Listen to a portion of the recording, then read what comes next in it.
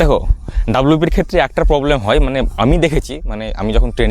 ট্রেনিংয়ের টাইমে দেখেছি, যখন as a physical training instructor, যখন ডাব্লিউপি কনস্টেবল হোক বা এসআই হোক, যখন ট্রেনিংটা হয়, তখন কনস্টেবলের ক্ষেত্রে যখন ট্রেনিং দিতে গেছিলাম, ট্রেনিংয়ের সময় দেখেছি যে অনেক ছেলেদের কিন্তু ওই লিগামেন্টের সমস্যাটা থাকে, মানে পায়ের এই লিগামেন্টের এই জায়গাটা কিন্তু কেটে যায় বা ছিঁড়ে যায় এই জায়গাটা, এবং সে দৌড়াতে পারে না, খুঁড়িয়ে খুঁড়িয়ে দৌড়ায় এবং লিগামেন্টের সমস্যাটা হয়। পরবর্তীকালে আমি কয়েকটা স্টুডেন্টের সাথে, কয়েকটা ছেলে আমাদের বন্ধুর সাথে কন্ট্যাক্ট করেছিলাম, কেউ কেউ ব্যাঙ্গালোর গিয়ে লাখ লাখ টাকা খরচ করে কিন্তু সেই লিগামেন্টের প্রবলেমটা সারিয়ে এনেছিল। কিন্তু ন্যাচারাল যে রান, ন্যাচারাল যে ফিটনেস, ন্যাচারাল যে দৌড়াবে, বডির ওয়েটটা নেবে, সেটা তো আর হতে পারে না, তাই সেভাবে হয় না। তো ডাব্লিউপি রানের ক্ষেত্রে কিন্তু যারা রিসেন্ট রান করছো বা যারা রান শুরু করছো, তারা কিন্তু ওই তোমরা রান শুরু করার আগে কিন্তু স্ট্রেচিংটা মাস্ট করবে।